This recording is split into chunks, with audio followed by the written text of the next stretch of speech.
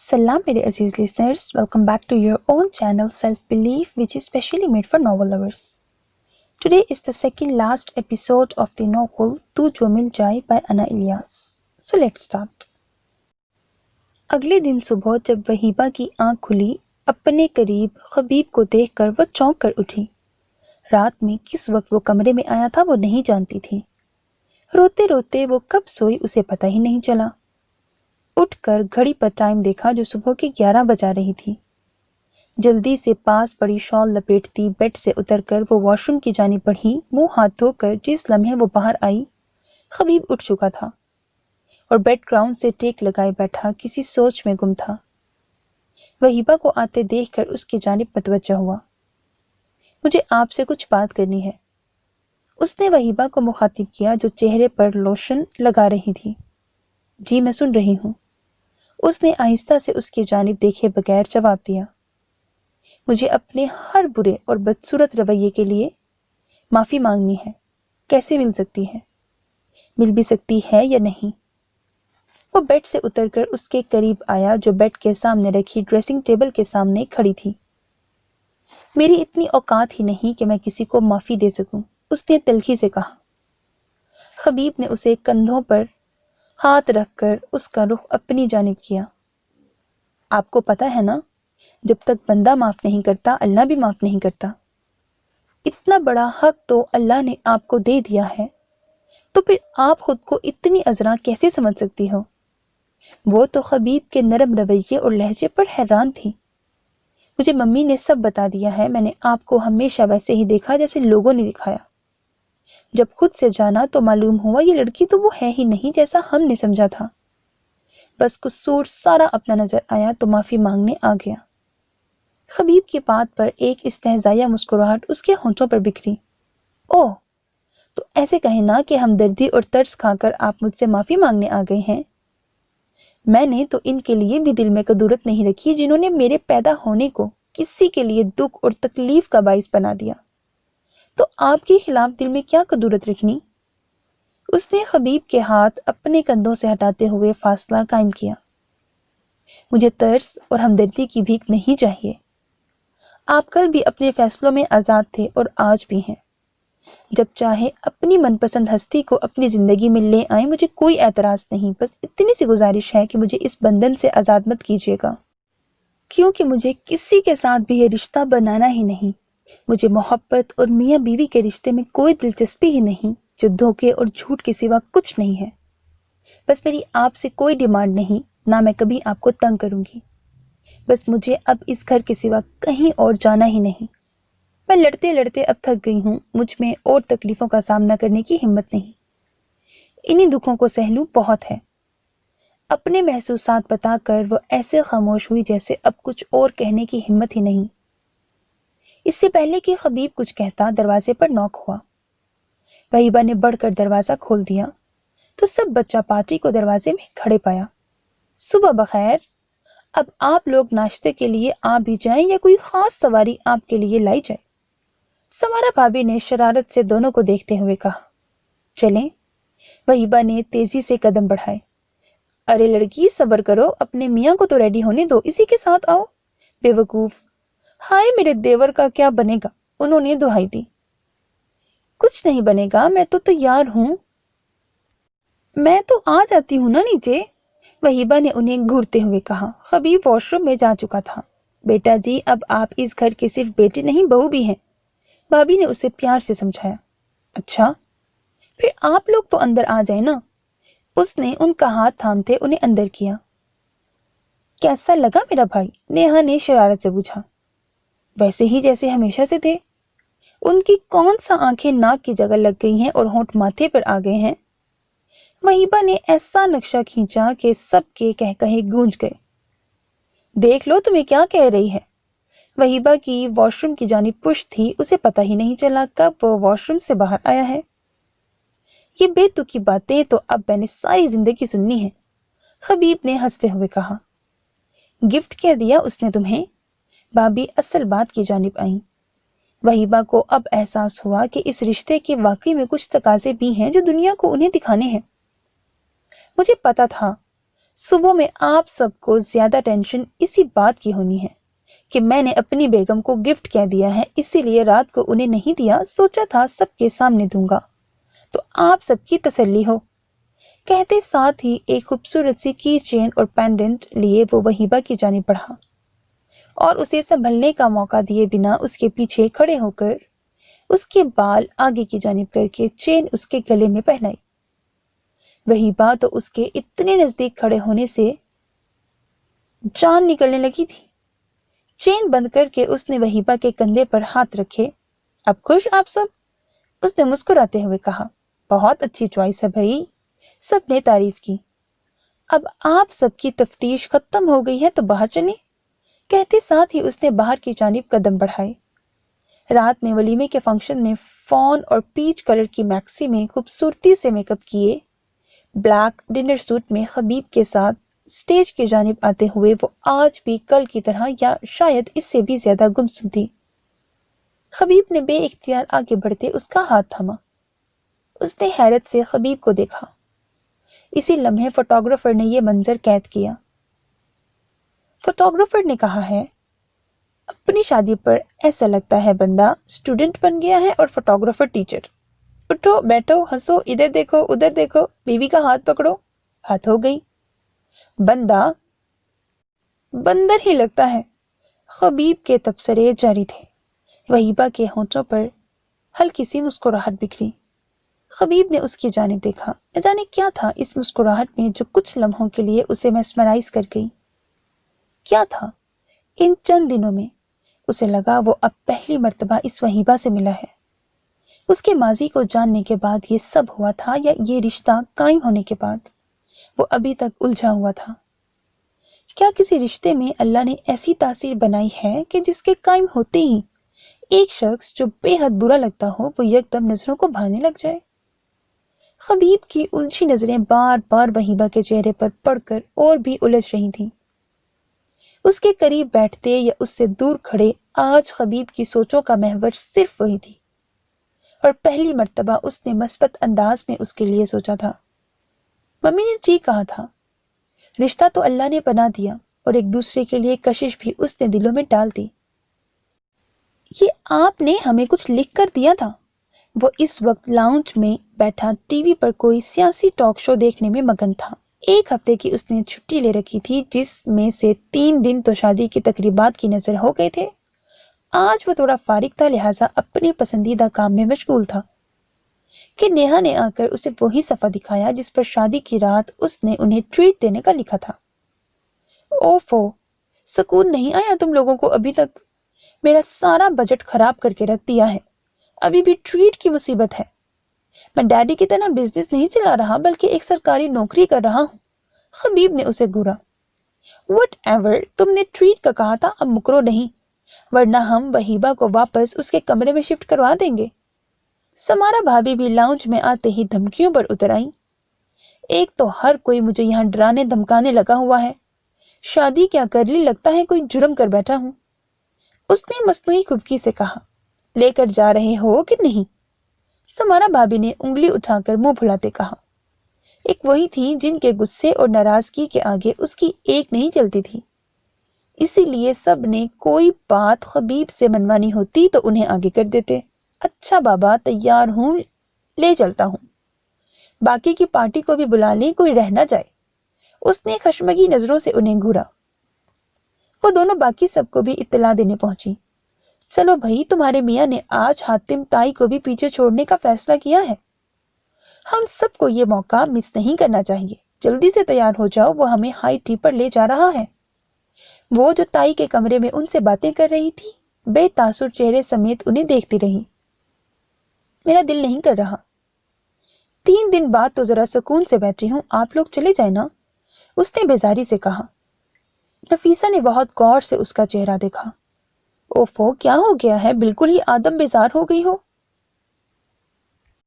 وہ اسے اس کے حال پر چھوڑ کر باہر کی جانب چل دیں۔ ہیبا بیٹے، کیا بات ہے، کچھ نہیں ہو کیا؟ وہ جو بیڈ پر ان کے قریب ہی بیٹھی تھی، نفیسہ نے اس کا ہاتھ تھام کر اس کا چہرہ جانچا۔ پتہ نہیں تائی، آپ سب نے خبیب کے ساتھ زیادتی کر دی ہے، وہ مجھ جیسی لڑکی کو ڈیزرو نہیں کرتے۔ اس نے آنکھیں جھکائے دکھ سے کہا۔ خبیب نے کچھ کہا ہے کیا؟ انہیں تشویش ہوئی۔ نہیں، مگر مجھے ایسا لگتا ہے۔ مجھے نہیں معلوم خوشی کیا ہے میرے لیے، بس یہی بہت ہے کہ میں آپ سب کے پاس ہمیشہ رہوں۔ اور خبیب؟ وہ فکر مند ہوئی۔ اپنے بیٹے سے یہ بے وقوفی کی امید نہیں تھی کہ وہ ہبا کو اس کے حال پر چھوڑ دے گا۔ کیا فائدہ ہوا اسے سب بتانے کا، انہوں نے دل میں سوچا۔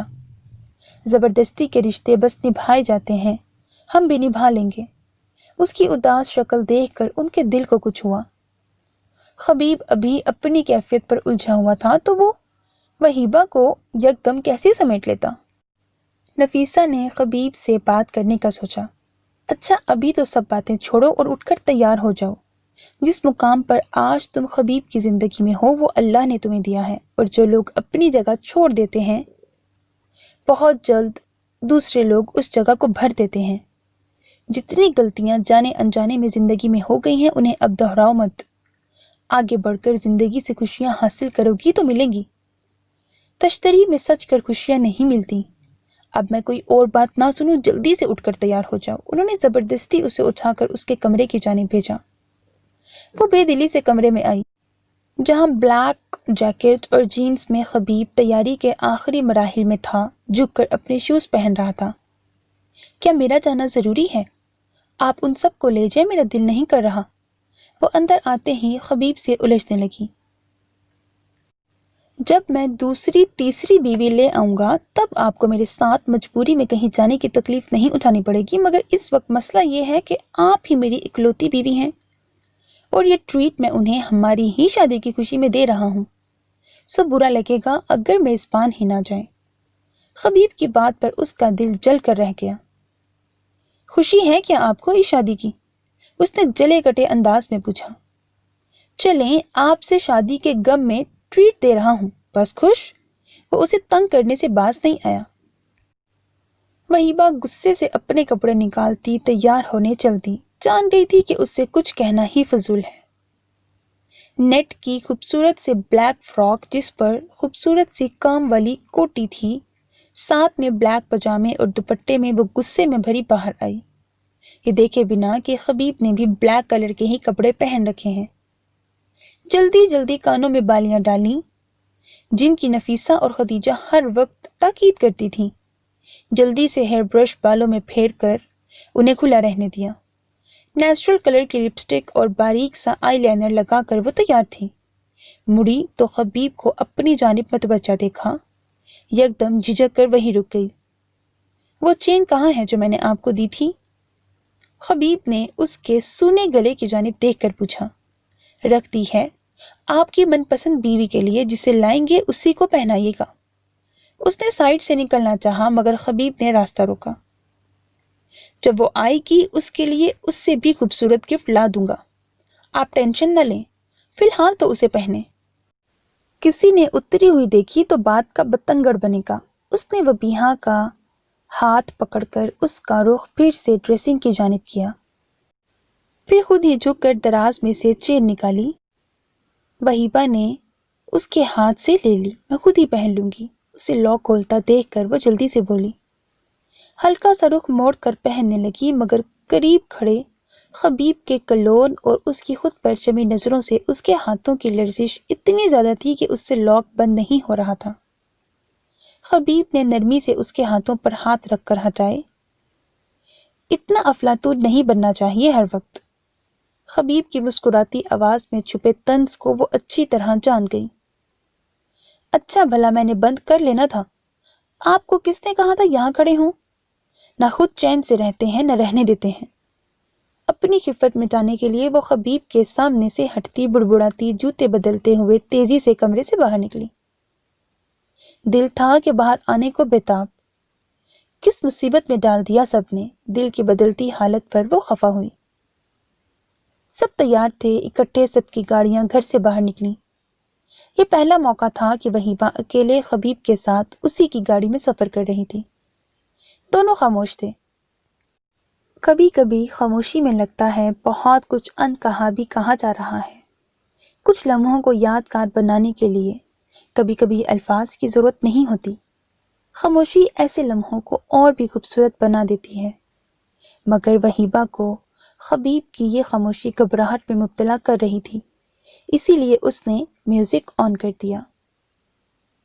گانے کی آواز جیسے خبیب کے جذبات ہوں۔ Say something, I'm giving up on you. I'll be the one if you want me to. Anywhere I would have followed you. Say something, I'm giving up on you.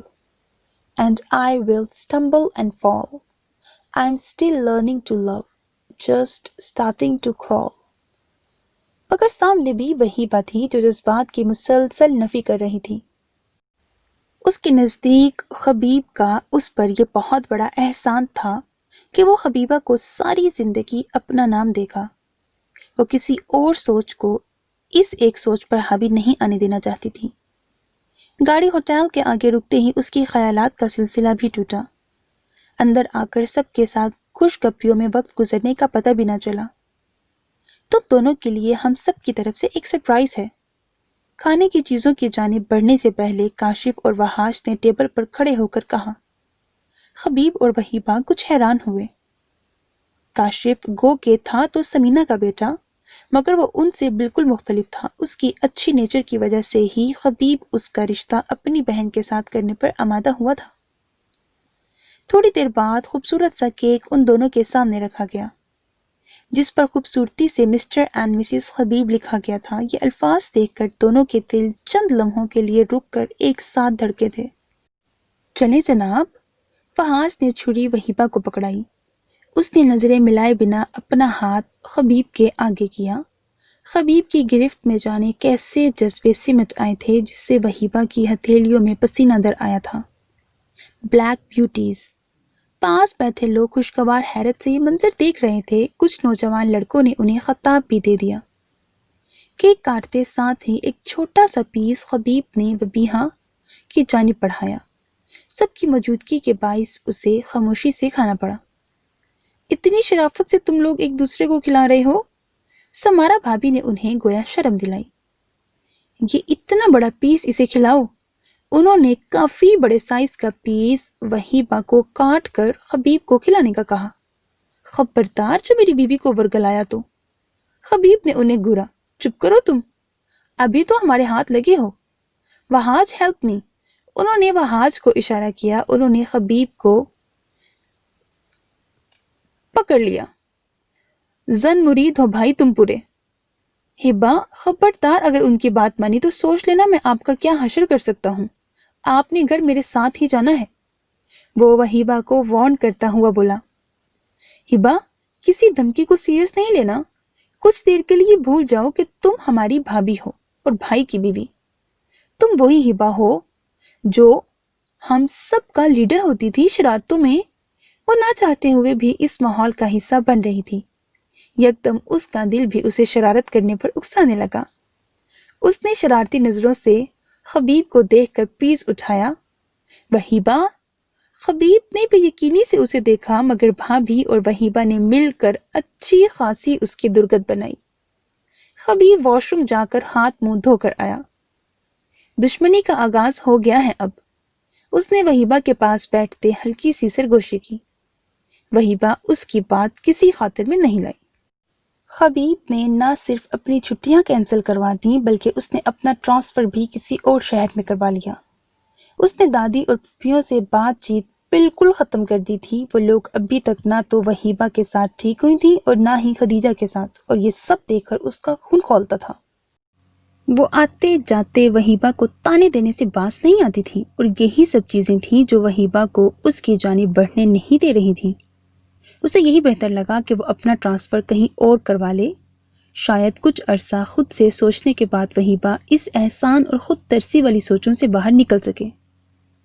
وہیبہ کے لیے یہ کافی تھا کہ خبیب کا ٹرانسفر کسی اور شہر میں ہو رہا ہے، مگر وہ وہیبہ کو بھی ساتھ لے کر جا رہا ہے، یہ بات اسے بھڑکانے کے لیے کافی تھی۔ پرابلم کیا ہے آپ کو؟ مجھے کس خوشی میں اپنے ساتھ گھسیٹ رہے ہیں؟ آپ جائیں جہاں مرضی، مجھے کہیں نہیں جانا آپ کے ساتھ۔ لو خواہ مخواہ۔ وہ اس وقت لیپ ٹاپ پر بیٹھا کچھ کام کر رہا تھا اور اگلے دن ان دونوں کو کوئٹہ جانا تھا۔ کسی خوش فہمی کو دل میں پالنے کی ضرورت نہیں، آپ کو ساتھ لے جانا میری مجبوری ہے۔ وہ ایک نظر اسے دیکھ کر پھر سے اپنے کام کی جانب متوجہ ہوتے ہوئے بولا۔ ایسی کیا مجبوری ہے؟ وہ کمر پر ہاتھ رکھ کر لڑنے والے انداز میں بولی۔ میرے پاس وہاں کوئی ملازم نہیں، اب ایک دم جاتے ہی تو میں کسی کو لگوا نہیں سکتا، لہٰذا آپ میرے ساتھ جائیں گی۔ ایک عدد ماسی کی مجھے وہاں شدت سے ضرورت ہوگی، اور ویسے بھی میری پے اتنی نہیں کہ میں کام کرنے والوں کو اتنی جلدی افورڈ کر سکوں۔ خبیب کی بات پر وہ غصے سے مٹھیاں بھیج گئی۔ رولیکس کی گھڑی پہننے والا بندہ نوکر افورڈ نہیں کر سکتا؟ اتنا کنگلا امیر بھی میں نے پہلی مرتبہ دیکھا ہے۔ اس گھڑی کو دیکھتے وہیبہ نے طنز کیا۔ خبیب اپنا کہکہا روک نہیں سکا۔ چلیں، کوئی حسرت لے کر تو اس دنیا سے نہیں جائیں گی نا؟ خبیب کی چڑھاتی ہنسی پہ وہ اور بھی چڑھ گئی۔ ویسے بھی ابھی اس کیک والی بات کا میں نے بدلہ نہیں لیا۔ مجھے آپ یہ سمجھیں یہ اسی کا بدلہ ہے۔ اس نے بھویں اچکاتے وہیبہ کو دیکھا۔ میں بھی دیکھتی ہوں مجھ سے کام کیسے نکلواتے ہیں۔ انتہائی ڈھیٹ ہوں، ایک کام بھی نہیں کروں گی، دیکھ لینا آپ۔ وہ غصے سے پاؤں پٹکتی کمرے سے نکل گئی۔ خبیب نے پیار سے اس کی تصویر کو انگلیوں سے چھوا۔ ولیمے والے دن جب خبیب کے ہاتھ پکڑنے پر اس نے حیرت سے اس کی جانب دیکھا تھا، کل سے وہ تصویر اس کے لیپ ٹاپ کی اسکرین پر جگمگانے لگ گئی تھی۔ ان آنکھوں میں اب محبت دیکھنی ہے، اس نے سرگوشی نما لہجے میں کہتے اپنی انگلیوں سے اس کی تصویر میں موجود آنکھوں کو چھوا۔ اتنے برے ہیں وہ، مجھے صرف بدلہ پورا کرنے کے لیے لے کر جا رہے ہیں۔ غصے میں پیکنگ تو کر آئی تھی، مگر اب نفیسہ کے پاس بیٹھی اسے خبیب کے ارادے بتا رہی تھی۔ ایسے ہی مذاق میں کہا ہوگا اس نے، انہوں نے پیار سے اسے سرزنش کی۔ کوئی مذاق وذاق نہیں کر رہے، سنجیدہ تھے۔ اگر میں مرا گئی تو میرا خون آپ سب کے سر ہوگا، بتا رہی ہوں میں۔ اس نے انہیں مزید ڈرانے کی کوشش کی۔ اللہ نہ کرے، بگ بگ ہی کرے جا رہی ہو۔ انہوں نے دہل کر اسے ایک دھپ رسید کی۔ نہ مانے، انہیں کون سا بڑی کوئی محبت ہے میرے ساتھ؟ کہہ رہے ہیں ماسی بنا کر لے جا رہا ہوں۔ اس کی بات پر انہوں نے ماتھے پر ہاتھ مارا۔ اتنی بے وقوف ہے نا تو ہبا، اپنے گھر میں کام کر کے کوئی ماسی تھوڑی بن جاتا ہے۔ اچھا ہے نا، اس کے آگے پیچھے پھرے گی سارا وقت تو وہ بھی تیری جانب متوجہ ہوگا۔ انہوں نے اسے سمجھایا۔ میں ایسی لڑکیوں میں سے نہیں ہوں، بتا رہی ہوں میں آپ کو، جو ہمیشہ یہ سوچتی ہیں کہ ان کے شوہر کے دل کا راستہ معدے سے ہو کر جاتا ہے۔ اور جب میں نے انہیں کہہ دیا ہے کہ وہ اپنی پسند کی لڑکی لے آئیں، پھر میں کیوں ان کے آگے پیچھے پھروں؟ وہ جذبات میں ایک اور انکشاف کر گئی۔ ہائے میں مر جاؤں ہبا، تو نیری پاگل ہے، یہ کیا کر دیا؟ اب تو تم ضرور جاؤ گی، میں بالکل بھی تمہیں یہاں نہیں رکنے دوں گی۔ اس کی بات سن کر انہیں لگ رہا تھا اب ہارٹ اٹیک ہو ہی جانا ہے، اور ان دونوں کو قریب لانے کے جتن وہ کر رہی تھیں اور وہ بے وقوفی کے ریکارڈ توڑ رہی تھی۔ تائی، اس نے بھی یقینی سے انہیں دیکھا۔ چپ کر جا بس اب۔ وہ اسے گھورتے ہوئے خبیب کے پاس گئیں۔ کیا چاند چڑھاتے پھر رہے ہو تم؟ انہوں نے کمرے میں آتے ہی اس کو لتاڑا جو اپنی چیزیں چیک کر رہا تھا۔ ابا نے کیا کر دیا؟ اس نے ماں کی ناراض شکل دیکھتے ہوئے کہا۔ ہبا سے کیا بکواس کی ہے ماسی والی؟ آپ کی بہو بھی بس عقل کی ماشاءاللہ ہی ہے۔ وہ اس رشتے کو، میری نرمی کو صرف طرز سمجھ رہی ہے۔ اب آپ بتائیں میں ایسی حالت میں اسے یہ کہوں کہ مجھے اب ہر جگہ تمہاری ضرورت ہے؟ تو اس نے اس کا کوئی الٹا ہی مطلب نکالنا ہے، اسی لیے میں نے اسے الٹے طریقے سے اب ہینڈل کرنے کا سوچا ہے۔ اس کے ساتھ نرمی سے پیش آئیں گے تو وہ خود ترسی کا شکار ہوتی جائے گی۔ ویسے بھی اس نے کہا ہے کہ اسے رشتوں میں موجود محبت پر اب یقین نہیں، تو وہ کیسے میرے اور اپنے مابین رشتے کی نزاکت کو سمجھے گی؟ مجھے اسے اپنے طریقے سے ہینڈل کرنے دیں۔ میں آپ کو یقین دلاتا ہوں، اس کا محبتوں پر یقین بحال کرواؤں گا۔ میں جانتا ہوں وہ اب بھی ختیجہ چچی اور چاچو کے پاس جانے سے جھجکتی ہے، کیونکہ یہاں رہنے والے کچھ لوگ اسے ابھی بھی کچوکے لگا رہے ہیں۔ میں اسے کچھ دیر اس ماحول سے دور لے جا کر اس کی شخصیت کو بہتر بنانا چاہتا ہوں، اس کا اعتماد بحال کروانا چاہتا ہوں، تاکہ وہ ہم سب کی محبتوں کو پورے حق سے وصول کرے۔ اس نے رسان سے ماں کو سمجھایا۔ انہیں سکون ہوا کہ ان کا بیٹا وہیبہ کے لیے اب مثبت انداز سے سوچنے لگ گیا ہے۔ اللہ کرے جیسا تم کہہ رہے ہو ویسا ہی ہو، انہوں نے سچے دل سے اسے دعا کی۔ انشاءاللہ ایسا ہی ہوگا، اس نے انہیں محبت سے اپنے ساتھ لگایا۔ اگلے دن دوپہر میں وہ لوگ وہاں سے جانے کے لیے نکل رہے تھے۔ وہیبہ سب سے مل رہی تھی۔ آخر میں جب خدیجہ کے گلے لگی تو ایسا محسوس ہوا آج ہی اس کی رخصتی ہو۔ یکدم ڈھیر سارے آنسو نہ جانے کہاں سے آ گئے۔ خدیجہ نے حسرت سے اسے گلے لگایا۔ اتنی عمر گزارنے کے بعد اب تو اس نے انہیں ماں تسلیم کیا تھا اور پھر سے جدائی بیچ آ گئی تھی، مگر ماں تھی نا، اپنے دل کی تسکین سے زیادہ بیٹی کی خوشیاں عزیز تھیں۔ دل سے ڈھیروں دعائیں اسے دیں۔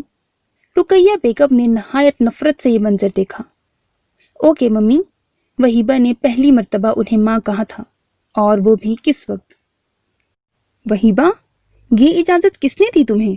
رقیہ بیگم تو ان دونوں کے ملنے پر ہی خار کھائے ہوئے تھیں کہ اس کے منہ سے خدیجہ کے لیے ممی کا لفظ سن کر بالکل ہی انگاروں پر لوٹ گئیں۔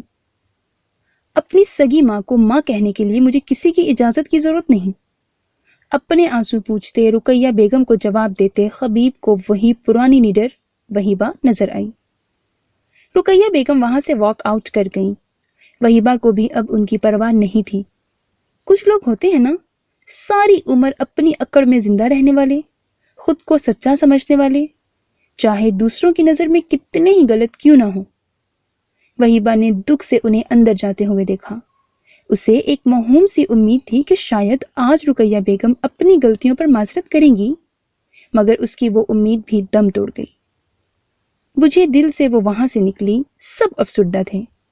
خبیب گاڑی چلاتے گاہے بگاہے اسے دیکھ رہا تھا، جو آنکھیں بند کیے سیٹ کے ساتھ پشت ٹکائے بیٹھی تھی، سر بھی سیٹ کی پشت پر دھرا تھا۔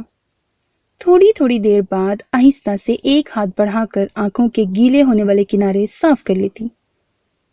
مجھے آپ کے کل پر تو اختیار نہیں تھا، جیسے بھی گزر گیا، مگر ہاں، مجھے آپ کے آج اور آنے والے کل پر اختیار ہے، جسے میں اللہ کی رضا اور اپنی محبت سے آپ کے لیے دکھوں سے پاک بنا دوں گا۔ کم از کم لوگوں کے دیے زخموں کو مٹا تو نہیں سکتا، مگر ہاں، ان کی شدت کو کم ضرور کروں گا۔ اسے لگا وہ لمحہ بلمحہ ہمدردی کے جذبے سے نکل کر اس کی محبت میں گم ہوتا جا رہا ہے۔ جس رات نفیسہ بیگم نے اسے وہ سب بتایا تھا، اس رات واقعی سب سے پہلے ہمدردی کے جذبے نے جگہ لی تھی، مگر پھر وہ سرکتا ہوا محبت کے لیے جگہ بنانے لگ گیا۔ بس اب اپنی محبت کو اس انداز میں اس تک پہنچانا تھا جس سے نہ اس کا مان ٹوٹے، نہ اس کی خودداری، اور نہ ہی وہ اسے ترس یا بھیک سمجھے۔ لاہور سے کوئٹہ کا سفر تقریباً 14 گھنٹے کا تھا، جس میں خبیب نے رات میں کسی گیسٹ ہاؤس میں ریسٹ کا سوچا تھا، کیونکہ وہ مسلسل اتنی لمبی ڈرائیو نہیں کر سکتا تھا اور بہت سے راستوں میں سڑک بھی بے حد اونچی نیچی تھی۔ جو ہی وہ لوگ لاہور سے اکاڑا اور پھر وہاں سے ساہیوال پہنچے، شام کے سائے شروع ہونے لگ گئے تھے۔ اب یہ رم جھم جاری رہے گی یا مجھے کچھ کھانے کو بھی ملے گا؟ خبیب نے اس کا دھیان ہٹانے کے لیے اپنی رائے دی۔ اتنا تو وہ جان گیا تھا کہ میڈم ایک بات کو لے کر سوچتی اور کرتی رہتی ہیں۔ خدیجہ اور نفیسہ نے کافی کچھ ان کے کھانے کے لیے رکھ دیا تھا، حالانکہ وہ دوپہر کا کھانا کھا کر ہی نکلے تھے۔ پھر بھی سینڈوچز، پاستا اور کافی کچھ بنا کر رکھ دیا تھا۔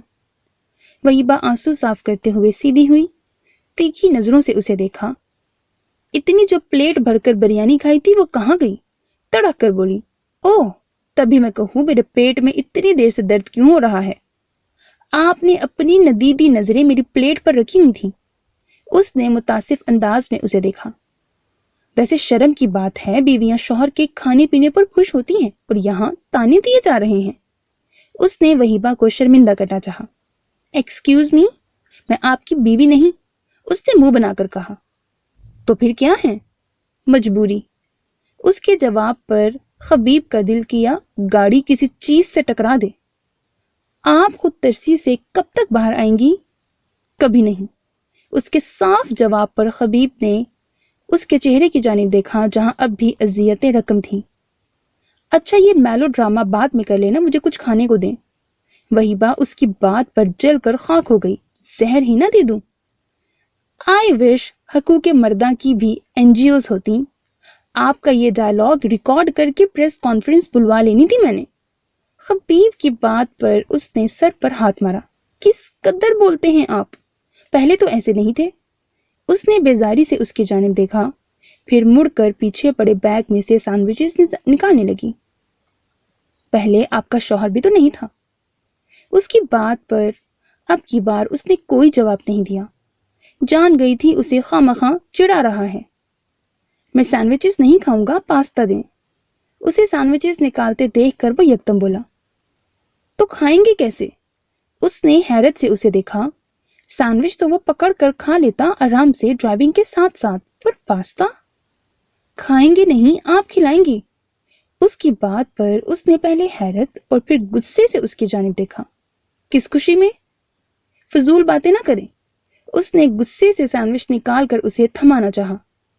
اگر مجھے پاستا نہیں کھلایا تو پھر ان میں سے کوئی چیز بھی میں خود نہیں کھاؤں گا، نہ ہی کافی خود پیوں گا۔ ابھی ہم ایک ہوٹل میں بھی رکیں گے، وہاں ڈنر بھی آپ مجھے کروائیں گی؟ اب سوچ کر بتائیں، ایک چیز کھلانی ہے یا اتنی ساری چیزیں؟ اس کی بات پر وہیبہ نے اسے ایسے دیکھا جیسے اس کی دماغی حالت پر شبہ ہے۔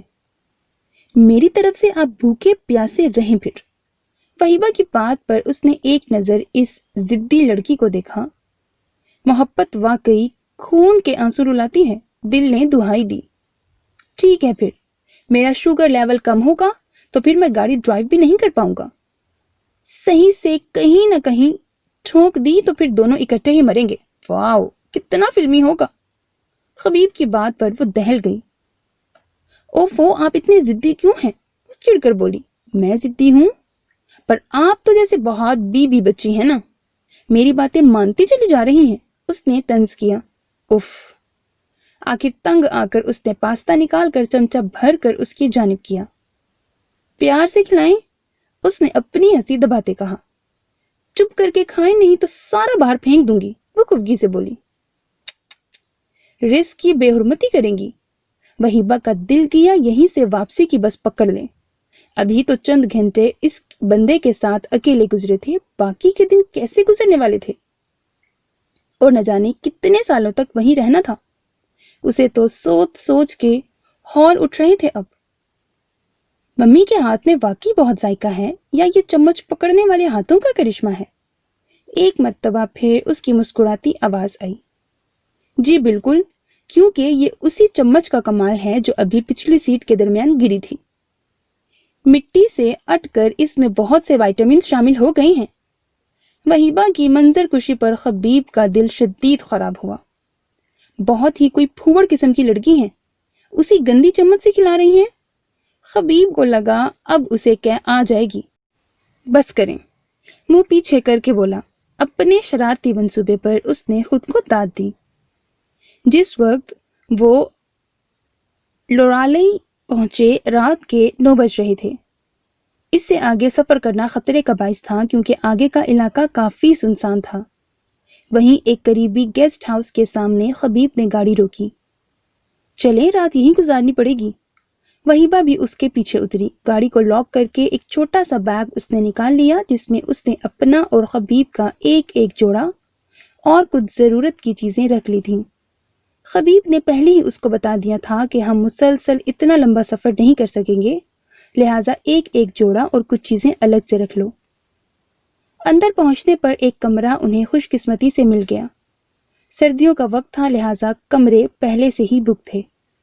بہت سے لوگ کوئٹہ جاتے ہوئے یہاں سٹے کرتے تھے، اسی لیے رش تھا۔ جیسے ہی وہ اندر آئے، وہاں موجود بیڈ کا سائز دیکھ کر وہیبہ کا چہرہ اتر گیا۔ گھر میں تو خبیب کا کنگ سائز بیڈ تھا جس کے ایک کونے پر وہ اور دوسرے کونے پر خبیب آرام سے سو جاتا تھا، مگر اس چھوٹے سے بیڈ پر کیسے لیٹیں گے؟ کہیں اور نہیں جا سکتے ہم؟ وہیبہ کے کہنے پر خبیب جو بیگ پر جھکا اپنی شلوار قمیض نکال رہا تھا، سیدھا ہوتے الجھن بھری نظروں سے وہیبہ کو دیکھنے لگا۔ کیوں؟ یہاں کیا مسئلہ ہے؟ اس کے پوچھنے پر وہ کیا کہتی؟ اسے تو ایک اور موقع مل جانا تھا وہیبہ کو تنگ کرنے کا۔ یہاں بہت ٹھنڈ ہے، اپنی طرف سے اس نے جواز ڈھونڈا۔ سردیوں میں بھی اگر ٹھنڈ نہیں ہوگی تو کیا گرمیوں میں ہوگی؟ ویسے بھی آپ نے کون سا ساری رات یہاں کھڑے ہو کر گزارنی ہے؟ چینج کر کے لحاف میں گھس جائیں۔ خبیب کی بات پر وہیبہ نے منہ بنایا، جانتی تھی کبھی اس کی بات کو اہمیت نہیں دے گا، پھر بھی نہ جانے کیوں اس کو کہہ بیٹھی۔ وہ کپڑے لیے واش روم میں گھس گیا۔ راستے میں ایک ہوٹل سے آتے ہوئے وہ کھانا پیک کروا لایا تھا۔ خبیب نکلا تو وہیبہ چینج کرنے چلی گئی۔ باہر آ کر جلدی سے کھانا نکالا۔ دونوں کرسیوں پر آمنے سامنے بیٹھے تھے، درمیان میں چھوٹی سی ٹیبل تھی۔ دونوں کھانا کھانے لگ گئے۔ اتنی دیر میں گھر والوں کو بھی اطلاع دے دی کہ وہ کہاں ہیں۔ کھانا کھاتے ساتھ ہی خبیب تو بیڈ پر جا کر لیٹ گیا۔ وہیبہ چیزیں سمیٹ کر اب ششو پنج میں بیٹھی تھی کہ کیا کرے۔ آج رات آپ نے ٹھنڈ میں بیٹھ کر کوئی چلا کاٹنا ہے تو بسد کے شوق کاٹیں، لیکن پلیز یہ لائٹ آف کر دیں۔ خبیب کی بات پر وہ ایک مرتبہ پھر چلے دل سے اپنی جگہ سے اٹھی۔ اب بیڈ پر جا کر لیٹنے کے سوا کوئی چارہ نہیں تھا۔ جیسے ہی سوئچ بورڈ کے پاس باقی بٹنز چیک کیے، ان میں سے کوئی ایسی لائٹ کا نہیں تھا جسے ڈم لائٹ کے طور پر جلایا جاتا۔ یہاں تو کوئی نائٹ بلب یا ڈم لائٹ ہی نہیں ہے۔ اس نے تشویش سے خبیب کو مخاطب کیا۔ آپ لائٹ تو آف کریں، آئی گیس ہی کھڑکی سے روشنی آئے گی۔ ان کے بیڈ کے ساتھ ہی بائیں جانب کھڑکی تھی۔ وہیبہ نے جیسے ہی لائٹ بند کی، گھپ اندھیرا ہو گیا۔ اس نے اندازے سے جلدی سے ہاتھ مار کر دوبارہ جلایا۔ کیا مسئلہ ہے وہیبہ، بند کر دیں، ابھی تھوڑی دیر میں ٹھیک ہو جائے گا۔ وہ اس وقت شدید تھکا ہوا تھا۔ اتنے اندھیرے میں نہیں سو سکتی، اس نے ہٹیلے لہجے میں کہا۔ تو لائٹ آن رہنے دیں۔ خبیب نے اپنی طرف سے حل نکالا۔ جی نہیں، اتنی لائٹ میں بھی نہیں سو سکتی۔ اس کی بات پر اب کی بار خبیب غصے سے اٹھ کر بیٹھ گیا۔ ایسے بھی نہیں سو سکتی، ویسے بھی نہیں سو سکتی۔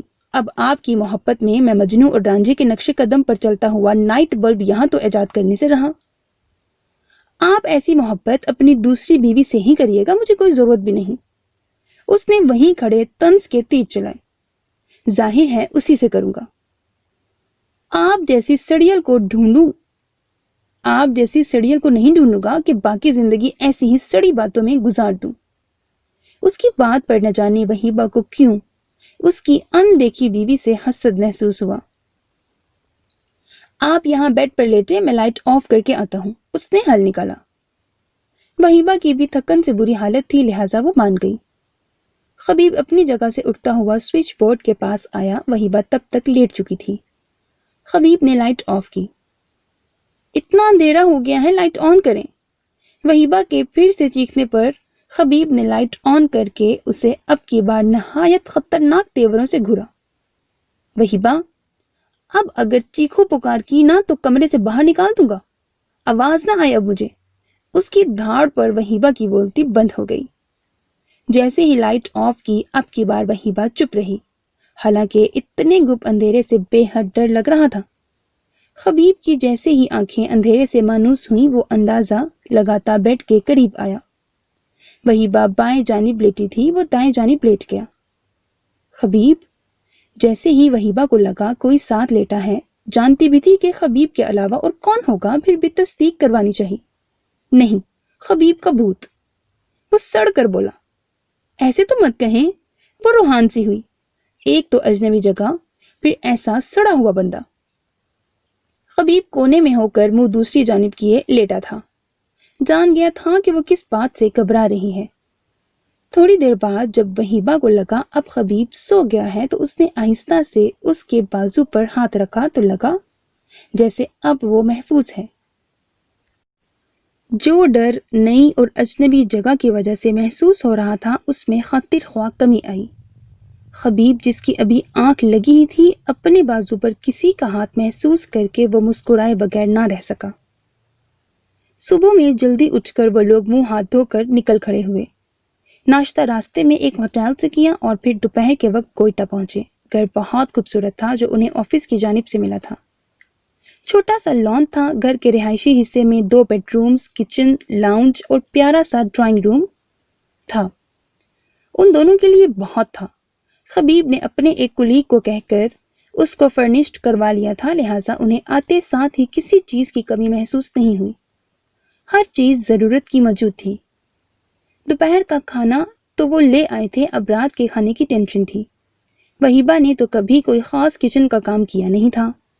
پڑھائی ہونے تک تو وہ کبھی کچن میں آئی ہی نہیں تھی، اور پڑھائی ختم ہونے کے ساتھ ہی اس نے جاب شروع کر لی، لہٰذا انڈا اور چائے بنانے کے علاوہ اور کچھ خاص نہیں آتا تھا۔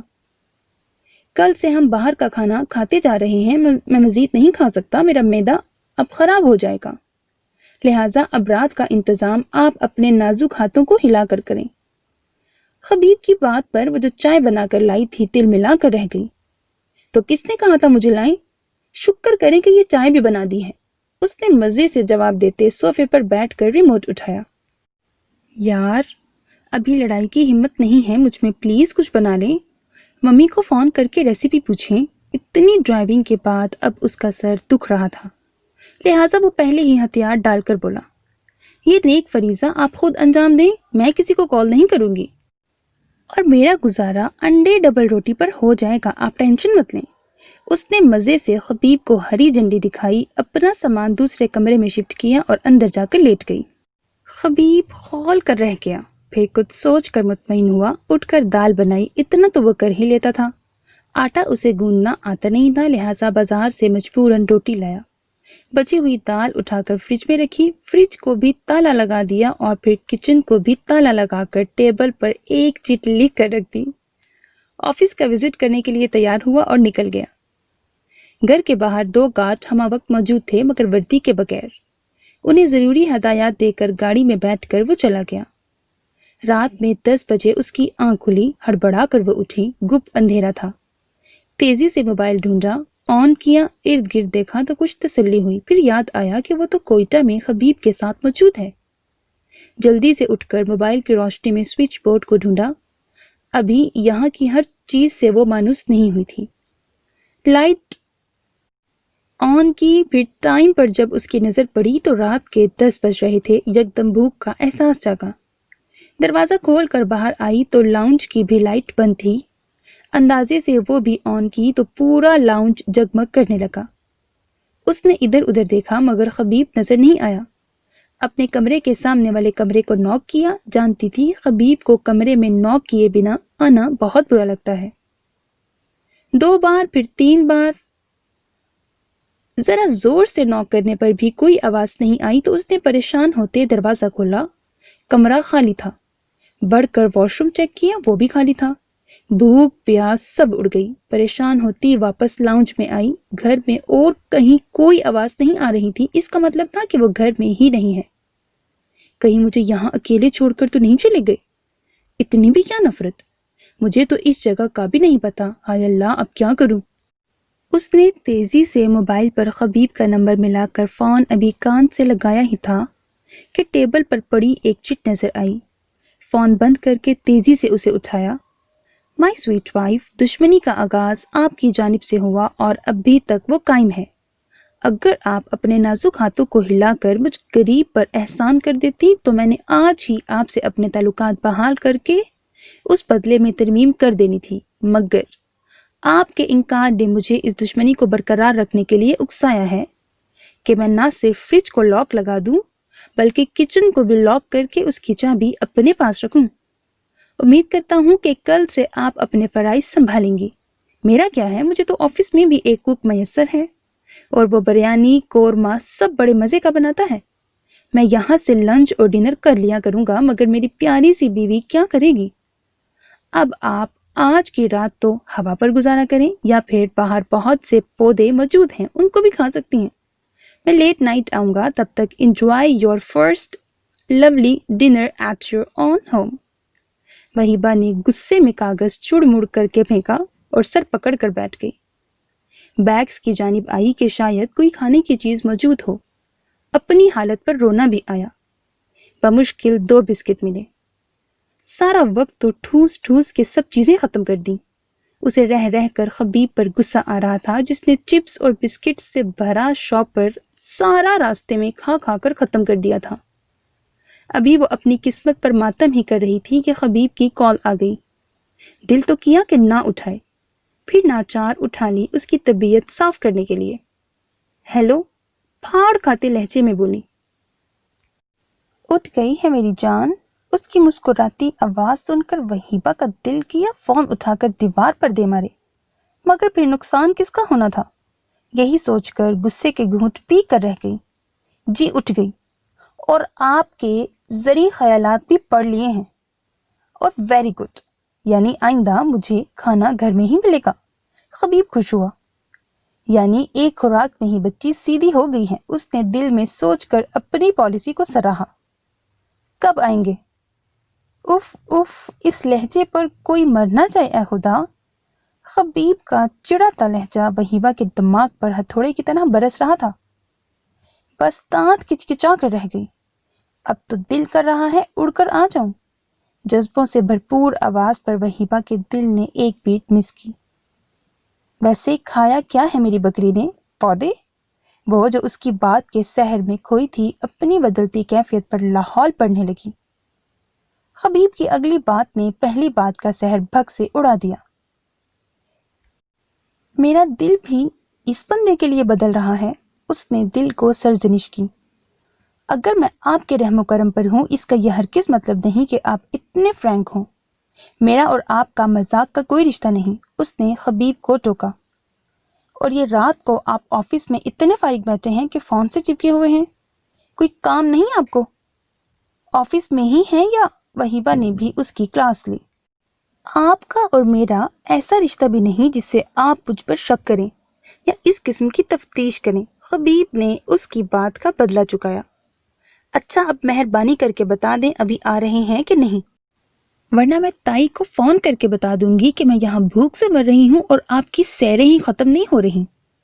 آخر میں وہ دھمکی آمیز لہجے میں بولی۔ اور میں بھی ممی سے کہوں گا، جسے آپ بڑی پیاری بچی سمجھتی ہیں، آپ کے بیٹے کو بھوکا بٹھا کر خود سونے چلی گئی تھی۔ آ رہا ہوں بس 10 منٹ میں، کہتے ساتھ ہی اس نے فون بند کیا اور وہیبہ نے شکر ادا کیا۔ ممی، گھر کتنا سونا لگ رہا ہے نا وہیبہ اور بھائی کے بغیر، نیہا نے نفیسہ سے کہا جو کچن میں ناشتہ بنانے میں مصروف۔ کل سے اداس تو وہ بھی بے حد تھی، مگر خبیب کی بات بھی دل کو لگی تھی۔ کیوں نہ ہم کچھ دنوں میں ان کے پاس جائیں؟ ابھی ونٹر ویکیشنز بھی ہونے والی ہیں، وہیں جا کر گزارتے ہیں۔ اسی بہانے کوئٹہ بھی دیکھ لیں گے، ربیہ نے مشورہ دیا۔ کوئی ضرورت نہیں، ابھی سکون سے انہیں سیٹ ہونے دو، خامخواہ چلے جائیں گے۔ خدیجہ نے بھی ٹوکا۔ اتنا تو وہ جان گئی تھی کہ وہیبہ نے ابھی اس رشتے کو قبول نہیں کیا۔ وہ بھی نفیسہ کی طرح چاہتی تھی کہ وہ دونوں جلد ایک دوسرے کی اہمیت کو جان لیں۔ وہ انہیں خوش باش دیکھنا چاہتی تھی۔ جو محرومیاں وہیبہ نے اب تک سہی تھی، وہ نہیں چاہتی تھی کہ آئندہ زندگی میں بھی وہ ان سب کا شکار ہو۔ اوفو، ایک تو آپ لوگ نا، ربیہ نے منہ بنایا۔ اسی وقت وہیبہ کی کال آ گئی۔ نیہا نے فون پک کیا۔ کیسی ہو؟ ابھی تمہیں ہی یاد کر رہے تھے، نیہا نے چھوٹتے ہی بتایا۔ ہائے، میں بھی تم سب کو بہت یاد کر رہی تھی۔ تائی ہیں تمہارے پاس؟ اس نے آہ بھر کر کہا۔ ہاں، 1 منٹ۔ نیہا نے جلدی سے ماں کو فون پکڑایا۔ کیسی ہے میری بچی؟ انہوں نے محبت سے لبریز لہجے میں پوچھا۔ خدیجہ بھی آنکھوں میں نمی لیے انہیں دیکھ رہی تھیں۔ بس ٹھیک ہی ہوں، مجھے کوئی اچھی سی ریسیپیز بتا دیں۔ آپ کے بیٹے نے تو آتے ہی کام پر لگا دیا ہے، اس نے منہ لٹکا کر کہا۔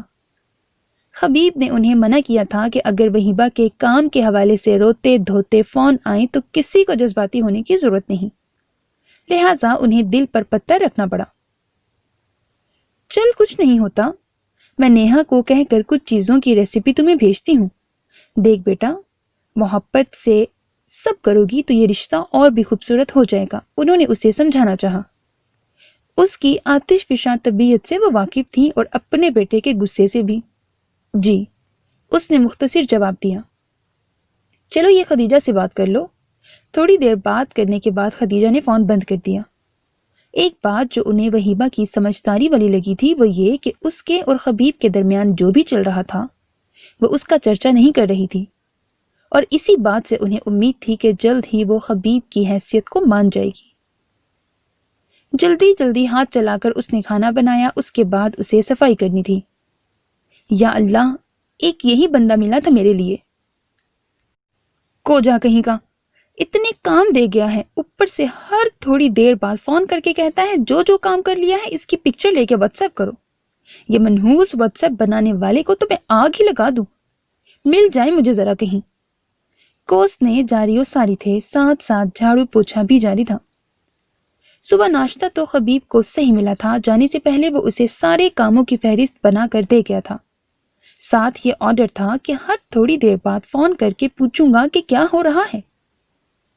یہ نہ ہو میں تھکا ہارا آؤں تو یہاں میڈم سوئی پڑی ملے۔ جب وہ حکم دے رہا تھا وہیبہ کے ہاتھوں میں شدید کھجلی ہوئی، اس کی گردن دبانے کے لیے۔ جس طرح اس نے کل رات کچن لاک کیا تھا، اور اگر وہ ساری رات گھر نہ آتا تو اس نے تو ڈر ڈر کر ہی مر جانا تھا۔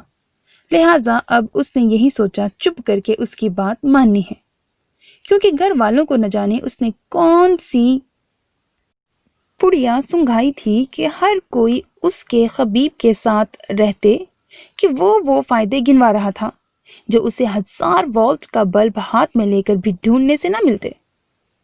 کام ختم کرتے کرتے ہی ظہر ہو گئی، ابھی وہ وضو کر ہی رہی تھی کہ خبیب کا پھر فون آ گیا۔ سب کام کر لیے، تصویریں بھی بھیج دی ہیں، اب کیا مسئلہ ہے؟ وہ تقریباً چلا کر بولی۔ مجھے لگتا ہے اگر آپ کے بولنے کا والیوم یہی رہا تو مجھے بہت جلد ENT اسپیشلسٹ کے پاس جانا پڑے گا۔ فون اسی لیے کیا ہے کہ میں نماز پڑھنے چاہ رہا تھا، سوچا آپ کو بھی یاد دلا دوں کہ نماز پڑھنے۔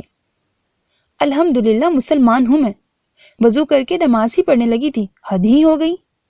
اب یہ مت کہیے گا کہ نماز پڑھتے ہوئے کی بھی تصویر بھیجیں، وہیبہ نے غصے سے کہا۔ نہیں، لیکن اگر ایک ماسیوں والے حلیے کی بھیج دیں تو کیا ہی بات ہے۔ خبیب کے شرارتی لہجے پر اس نے فون کان سے ہٹا کر فون کو ایسے گورا جیسے خبیب کی تصویر آ رہی ہو۔ دل ملا کر کال کاٹ دی، پھر جائے نماز بچھا کر کھڑی ہو گئی۔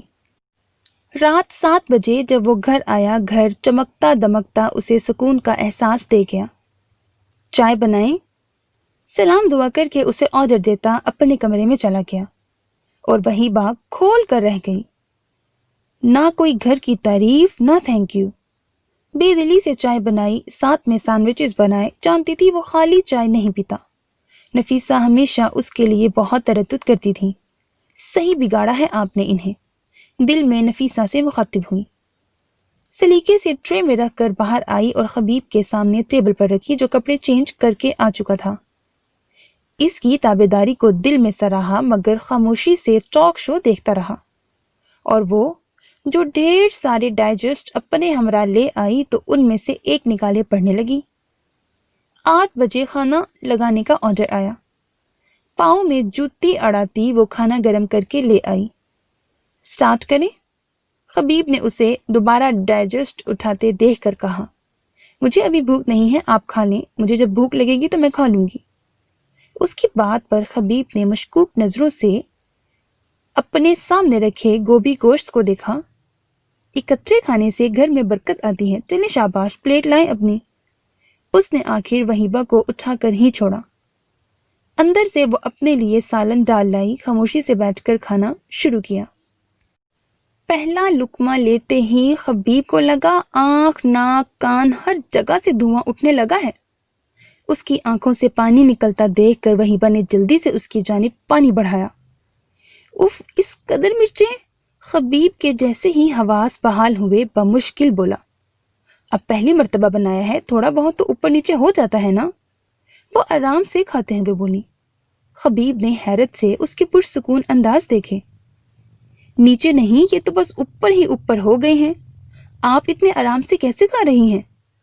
جب بندہ اتنی محنت کر کے کچھ خود بناتا ہے نا، تب ہر چیز خود بخود اچھی لگتی ہے۔ جن کو بیٹھے بٹھائے مل جائے، نقص انہی کو نکالنے آتے ہیں۔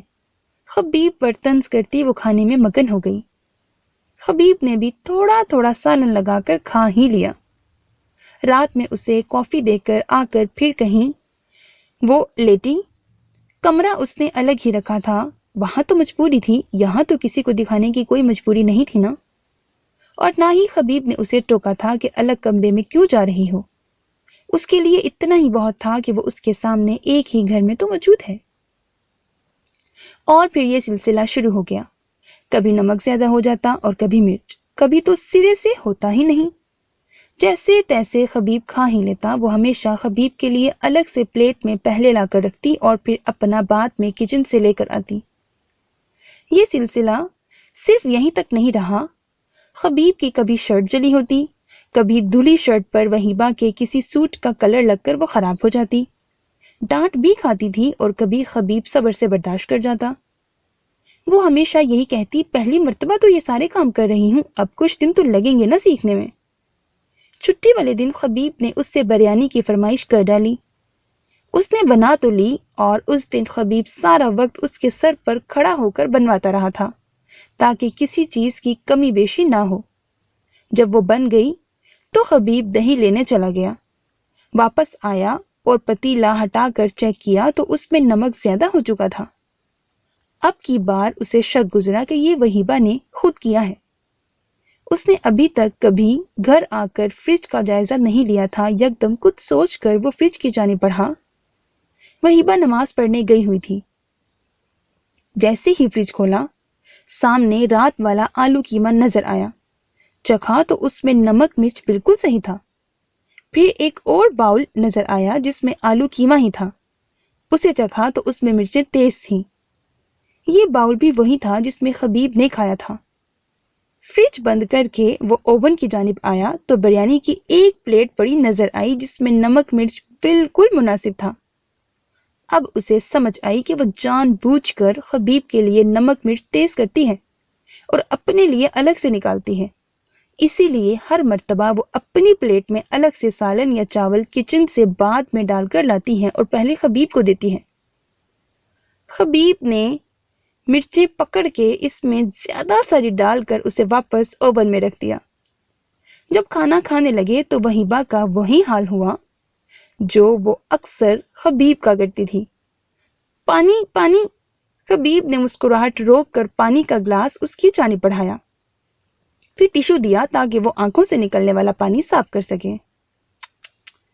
اتنی مرچیں کھا کر کیسا محسوس ہوتا ہے؟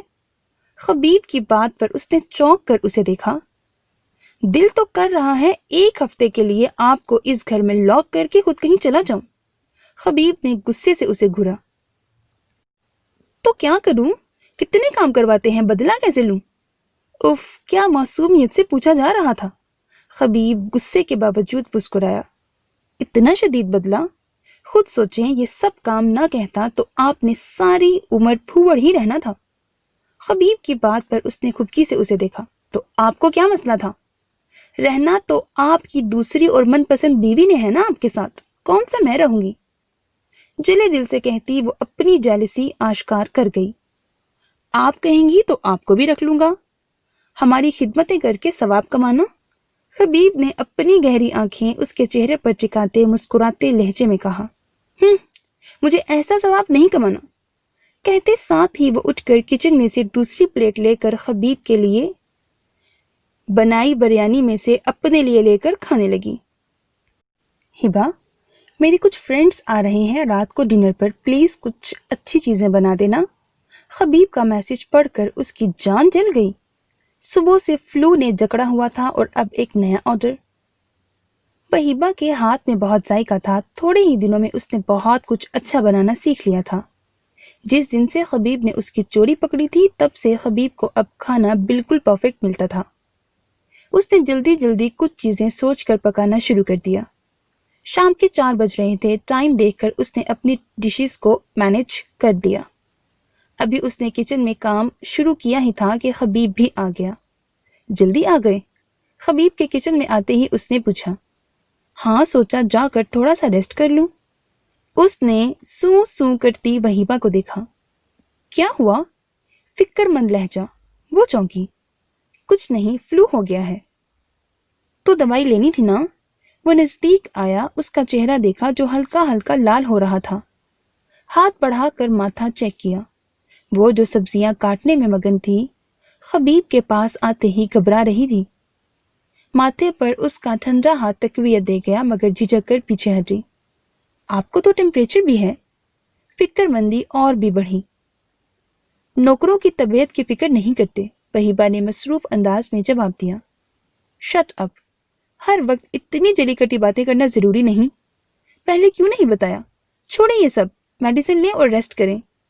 वहीबा के हाथ से छुरी पकड़ते उसे वहां से हटाता कत्तियत से बोला, ओफो, इतनी कोई तबीयत खराब नहीं हुई, क्या कर रही हैं? खाना कौन बनाएगा? आपके दोस्तों के लिए। वहीबा हैरान होती बोली। खबीब से मुखातिब हुई जो उसके कंधों के गिर्द बाजू लपेटे उसे किचन से बाहर ले जा रहा था। हो जाएगा वो भी, आपकी सेहत ज्यादा जरूरी है, उसे कमरे में बेड पर बिठाते बोला। मुड़कर अपने कमरे में गया। थोड़ी देर बाद आया तो हाथ में मेडिसिन और पानी का ग्लास था। ये लें। हाथ उसकी जानिब बढ़ाया। ओके, मैं ये ले लेती हूँ, मगर खाना मैं बना दूंगी, मेडिसिन लेते उसने कहा। वो बाजार से आ जाएगा। अच्छा हुआ मैं जल्दी आ गया, आपने तो लगे ही रहना था इस हालत में भी। खबीब ने अफसोस से उसे देखा। क्या फर्क पड़ जाता? उसने कंबल ऊपर लेते जिस लहजे में कहा। खबीब का दिल किया अभी इसी वक्त इसे बताए कि उसे कितना फर्क पड़ता। फर्क तो पड़ता है, जितने दिन बीमार रहेंगी मैं लड़ाई किसके साथ करूंगा? खबीब की बात पर बेरया सी मुस्कुराहट उसके लबों को छू गई। तो दूसरी शादी क्यों नहीं कर लेते? उसने सादगी से पूछा। आपको क्या जल्दी है मेरी शादी की? खबीब ने नाइट बल्ब ऑन करते हुए पूछा। ताकि मेरी तो जान छूटे। जान तो मैंने आपकी अब कभी नहीं छोड़नी। पुरहिद्दत लहजे ने वहीबा की पलकों में लर्जिश पैदा की। कोई भी जवाब दिए बगैर खामोशी से सर तक कंबल लपेट कर वो लेट गई। खबीब उसकी नजरें चुराने पर मुस्कुराया। हेलो भाई, कैसे हैं? वो ऑफिस में बैठा तेजी से किसी रिपोर्ट पर काम कर रहा था कि नेहा की कॉल आ गई। बिल्कुल ठीक, अल्हम्दुलिल्लाह, तुम सुनाओ कैसी हो और घर में सब कैसे हैं? साथ साथ काम कर रहा था, साथ साथ हैंड्री पर बात हो रही थी। भाई, परसों से हमारी विंटर वेकेशन स्टार्ट हो रही हैं, तो हम सब प्लान बना रहे थे कि आपके पास कोयटा आ जाएं, लेकिन मम्मी और चची नहीं मान रही। नेहा ने मुंह बसोर कर कहा। अरे मम्मी क्यों मना कर रही हैं? वो हैरान हुआ। पता नहीं, बस कह रही हैं नहीं जाना। अच्छा, तुम मम्मी और चची को छोड़ो, जिसने आना है मैं प्लेन की टिकट्स करवा देता हूँ, मुझे दिन और टाइम बता देना जब आना हो। मम्मी को अभी कुछ नहीं बताना, मैं खुद उन्हें बता दूंगा, और ना ही अपनी इस अक्लमंद दोस्त को बताना। हिबा के लिए सरप्राइज होगा। खबीब ने जल्दी से उनका प्रोग्राम तय कर दिया। ओह थैंक यू भाई, वो खुशी से चहकते हुए बोली। अच्छा बस अब नो मोर बटरिंग, उसने भी हंसते हुए जवाब दिया। रात में वो खाना खाने के बाद अपने कमरे में आ चुका था। वहीबा किचन साफ करके फिर कमरे में जाती थी। अभी वो लेट कर कंबल ओढ़ ही रहा था कि रुकैया बेगम की कॉल आ गई। उसने नाचार उठा ली। अस्सलाम वालेकुम। बादिल नख्वास्ता उन पर सलामती भेजी। वालेकुम सलाम, कैसे हो? वहीबा का मोबाइल खराब है क्या? उन्होंने हाल चाल पूछते साथ ही सवाल किया। खबीब को तो बड़े दिनों से उनके फोन का इंतजार था। जी नहीं, क्यों? उसने जानबूझकर पूछा। मैं जब कॉल करती हूँ उसका मोबाइल बिजी होता है। उनके सवाल पर एक तल्ख मुस्कुराहट उसके चेहरे पर बिखरी। उसने आपका नंबर डाइवर्ट पर कर दिया है क्योंकि वो आपसे बात नहीं करना चाहती। खबीब की बात पर वो गुस्से से पेचो ताप खाकर रह गई। क्या बकवास है? क्यों बात नहीं करना चाहती? अम्मा हूं मैं उसकी, उन्होंने कड़क लहजे में कहा। वो अम्मा जिन्होंने उसकी हकीकी माँ से उसे जुदा किया। आपको अब भी अपनी गलती का कोई एहसास नहीं कि आपने एक बच्ची के साथ कितना जुल्म किया है? रुकैया बेगम का नंबर वहीबा ने नहीं, खुद खबीब ने डाइवर्ट कॉल्स पर कर दिया था, और ये काम उसने यहाँ आते साथ ही अगले दिन किया था। जानता था वो फोन करेंगी। वो ये भी जानता था कि अब जब तक उन्हें एहसास नहीं दिलाया जाएगा तब तक वो अपनी गलती को नहीं मानेगी, और ये मौका खबीब को बेहतरीन और आखिरी भी लगा था। वो अब तब तक उन्हें वहीबा के सामने नहीं ले जाना चाहता था जब तक वो अपने किए पर शर्मिंदा न हो जाती। आखिर कभी तो उन्हें एहसास हो कि उन्होंने कितने लोगों की जिंदगियां तबाह की हैं, और जब तक वो वहीबा और खास तौर पर खदीजा चची से माफी नहीं मांग लेती, वहीबा के दिल में उनके रवैये की तकलीफ हमेशा कसक बन कर रहेगी। क्या गलत किया है? हर कोई मुझे समझाने बैठा हुआ है। क्या तुम एक माँ की हालत समझ सकते हो जिसका बेटा उसके सामने तन कर खड़ा हो और कहे मैंने लड़की पसंद कर ली है, जाकर रिश्ता ले? दादी, उन्होंने रिश्ता करने का कहा था ना, शादी करके तो नहीं आए थे ना। اور میرے نزدیک پسند کی شادی ماں باپ کی مرضی اور رضا کے ساتھ کرنا کوئی گناہ نہیں ہے، مگر ہمارے معاشرے نے اسے گالی بنا دیا ہے۔ کیا آپ نہیں جانتی کہ حضرت خدیجہ نے لڑکی ہو کر شادی کا پیغام ہمارے پیارے رسول صلی اللہ علیہ وآلہ وسلم کو بھیجا تھا؟ تو پھر ہم اسے کیسے گناہ بنا سکتے ہیں؟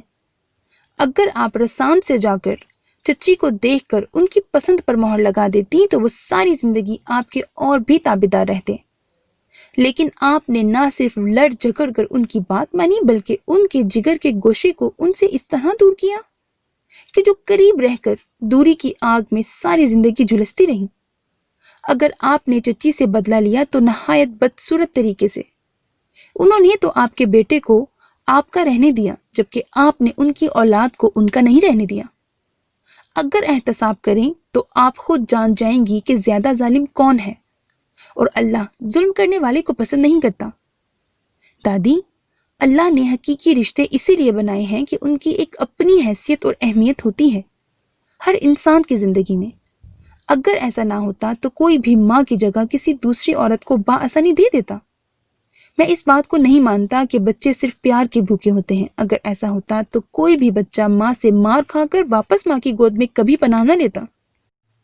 آپ اس بات کو مان لیں کہ ہر رشتے کی محبت ہر انسان کی زندگی میں الگ سے مقام رکھتی ہے۔ آپ نے اسے بیٹی تو بنا لیا مگر خود اس کی ماں نہیں بن سکی کیونکہ آپ اس کی ماں ہی نہیں تھی۔ آپ اس بات کو جان ہی نہیں سکتی آپ نے کتنا بڑا خلا اس کی زندگی میں پیدا کر دیا ہے۔ آپ کو اندازہ ہے وہ کیوں ہر رشتے سے انکار کرتی تھی؟ کیونکہ آپ نے چچا چچی کی زندگی کی اتنی بری شکل اس کے سامنے پیش کر دی تھی کہ اس کا اس رشتے پر سے، محبت پر سے اعتبار ختم ہو گیا ہے۔ اور آپ نے نہ صرف اس کے ساتھ زیادتی کی ہے بلکہ میرے ساتھ بھی کی ہے۔ اب وہ ساری زندگی آپ سے ملنا نہیں چاہتی۔ ہو سکے تو اپنی غلطیوں کا احساس کر کے معافی مانگ لیں۔ معافی مانگنے سے کوئی چھوٹا نہیں ہو جاتا، اور بالفرض لوگوں کی نظر میں چھوٹے ہو بھی جائیں مگر اللہ کی نظر میں تو بڑے بن جائیں گے نا۔ پلیز دادی، اچھی طرح سوچیں اس سے پہلے کہ بہت دیر ہو جائے۔ نہ معافی کی یہاں مہلت ملے نہ اللہ کے پاس۔ خبیب کی باتوں پر ان کے پاس کہنے کو کچھ نہ تھا۔ انہوں نے اس کی بات مکمل ہوتے آہستہ سے فون رکھ دیا۔ کیا نہ احساس دلا گیا تھا وہ، مگر وہ ابھی بھی کشمکش میں تھی۔ ضمیر کی عدالت میں کھڑے ہونے سے گھبرا رہی تھی، اور انسان وہیں گھبراتا ہے جہاں اسے معلوم ہوتا ہے کہ وہ غلط ہے۔ So my dear listeners, that was the end of second last episode of the novel تو جو مل جائے by انا Ilyas. Hope that you like it. اپنا بہت خیال رکھیے گا نیک تمناؤں کے ساتھ. اللہ حافظ.